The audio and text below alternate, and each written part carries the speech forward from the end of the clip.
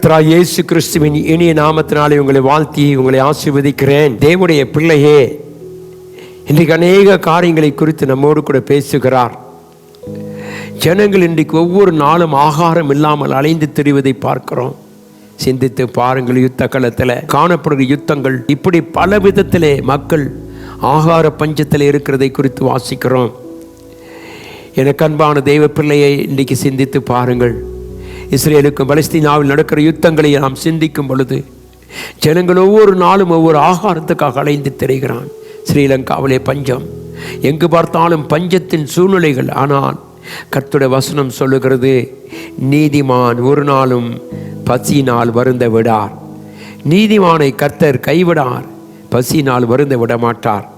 நீதிமொழியின் புஸ்தகம் 10ஆம் அதிகாரம் 3வது வசனத்தை வாசித்தோமானால் வேதம் சொல்லுகிறது, ஹல்லேலூயா, நீதிமான்களை பசியினால் வருந்த விடார். அது எத்தனை ஒரு பாக்கியமான ஒரு வார்த்தை. சிந்தித்து பாருங்கள். மத்திய எழுதின சுவிசேஷம் 6ஆம் அதிகாரத்தை வாசிக்கும் பொழுது, ஆகாய்த்து பறவைகளை கவனித்து பாருங்கள், அவை விதைப்பதும் இல்லை, அறுப்பதும் இல்லை, களஞ்சத்தில் சேர்ப்பதும் இல்லை, அவைகளை பிழைப்பூட்டுகிற உன்னையும் கர்த்தர் பிழைப்பூட்டுவார். ஏனென்றால் நீ இயேசுவின் இரத்தத்தால் மீட்கப்பட்ட நீதிமான், தேவன் இரத்தத்தால் கழுவப்பட்ட நீதிமானாய் இருக்கிற உன்னை கர்த்தர் பசியினால் வருந்த விடார் என்று வாசிக்கிறோம். மத்திய எழுதின சுவிசேஷம் 6ஆம் அதிகாரம் 25 வாசித்தோமானால், ஆகையால் எண்ணத்தை உண்போம், எண்ணத்தை குடிப்போம் என்று உங்கள் ஜீவனுக்காகவும், எண்ணத்தை உடுப்போம் என்று உங்கள் சரீரத்துக்காகவும் கவலைப்படாதிருங்கள் என்று உங்களுக்கு சொல்லுகிறேன். ஆகாரத்தை பார்க்கிலும் ஜீவனும், உடையை பார்க்கிலும் சரீரமும் விசேஷித்தமானவைகள் அல்லவா? ஆகாயத்து பச்சைகளை கவனித்து பாருங்கள், அவைகளை விதைப்பதும் இல்லை, அறுப்பதும் இல்லை, களஞ்சியத்தில் சேர்த்து வைப்பதும் இல்லை, அவைகளையும் உங்கள் பரமைப்பு தான் பிழைப்பூட்டுகிறார். எனக்கு அன்பான தெய்வ பிள்ளையே, காரணம் என்ன தெரியுமா? அந்த வசனத்தின் கடைசி பகுதி சொல்லுறது, நீங்கள் விசேஷித்தமானவர்கள். ஹல்லேலூயா. நீதிமானை கர்த்தர் பசியினால் வருந்த விடார். ஏதோ ஒரு விதத்தில் உனக்கு உதவி செய்து உன்னை நம்பிக்கையை வெளிப்படுத்துகிற தேவன்.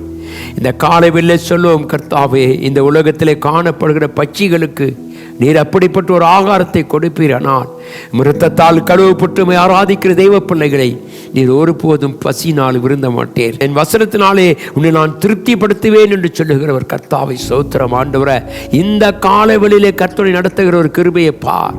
அருமையான தெய்வ ஜனமே, நாளைக்கு என்ன உண்போம், நாளைக்கு என்ன நடக்கும் என்று நீ பயப்படாதே. உன்னை நடத்துகிற தேவனாய் கர்த்தர் சொல்லுகிறார், உன்னை நான் பசியினால் வருந்த விடேன் என்று கர்த்தர் சொல்லுகிறார். எத்தனை ஒரு ஆசீர்வாதமான ஒரு வாழ்க்கை தேவ பிள்ளையே. நீதிமான் ஒரு நாளும் வெட்கப்பட்டு போனதில்லை, நீதிமான் ஒரு நாளும் பசியாய் இருந்ததில்லை. ஏனென்றால் கர்த்தருடைய வார்த்தை சொல்லுகிறது, அருமையான தேவப்பிள்ளையை, கவலைப்படுகிறதுனாலே உங்களில் எவன் ஒரு சரீர அளவோடு ஒரு முளத்தை கூட்டுவான்? உடைக்காகவும் நீங்கள் கவலைப்படுகிறது என்ன? காட்டு புஷ்பங்கள் எப்படி வளர்கிறது என்று கவனித்து பாருங்கள், அவைகளை உழைக்கிறதும் இல்லை, நூற்கிறதும் இல்லை. அப்படிப்பட்டதான காரியங்களை கர்த்தர் நமக்கு செய்வாரானால் உன்னுடைய ஜீவியத்திலும் கர்த்தர் மாற்றங்களை தந்து வழிநடத்துவார். பயப்பட வேண்டாம். தேவனுடைய கரம் உன்னோடு கூட உண்டு மகனே, பயப்படாதே. கிறிஸ்துவை நம்பி, ஆண்டவரை நம்பி வந்த உன்னை கர்த்தர் ஒரு நாளும் வெட்கப்படுத்த மாட்டார். ஓ, கடைசி நாட்களில் வாழ்ந்து கொண்டிருக்கிற தேவ ஜனமே, நீங்கள் உலகத்தின் காரியங்களை விட்டு கர்த்தருடைய வார்த்தையை நம்புவாயினால், அனுதினமும் உன்னை போஷிக்கிறவர் கர்த்தர், அனுதினமும் உன்னை நடத்துகிறவர் கர்த்தர், அனுதினமும் உன்மேல் கண்ணை வைத்து உனக்கு ஆலோசனை சொல்லுகிற தேவன் சொல்லுகிறார், நான் உன்னை பசியினால் வருந்த விட மாட்டேன். அருமையான தேவன், இந்த காலை வேளையில தேவனை நம்பியிரு, அவர் உனக்கு நன்மை செய்வார். அவரை நம்பின ஒருவரையும் கர்த்தர் கைவிடுவதில்லை. ஏனென்றால் வேதத்தின் பார்க்கும் பொழுது வேதம் சொல்லுது, நீங்கள் விசேஷித்தமானவர்கள், நீங்கள் விசேஷித்தமானவர்கள். அந்த நம்பிக்கையோடு இந்த நாளை தொடங்கு. உன் அனுதின மன்னாவை கர்த்தர் உனக்கு தந்து, உன் தேவைகளை சந்தித்து, உன் குறைகளை நிறைவாக்கி, உன் கண்ணீரை துடைத்து உன்னை மாற்ற வல்லவராக இருக்கிறார். அந்த நம்பிக்கையோடு சொல்லுவோம், கர்த்தாவே, நீரே எங்களை கர்த்தாவை காத்து கொள்ளுகிறேன். அந்த நம்பிக்கையோடு தெய்வ பிள்ளை, இந்த காலை வெளியிலே கர்த்தாவே, எங்களை முற்றிலுமாய் ஒப்புக் கொடுக்கிறோம் என்று சொல்லுவோம். கண்களை மூடி கர்த்தரை நோக்கி பார்ப்போம். கிருபையும் இரக்கமும் அன்பும் நல்ல ஆண்டவரே, கர்த்தாவை, நீதிமானை கர்த்தாவை நீர் ஒருபோதும் பசியாய் விடாரப்பா.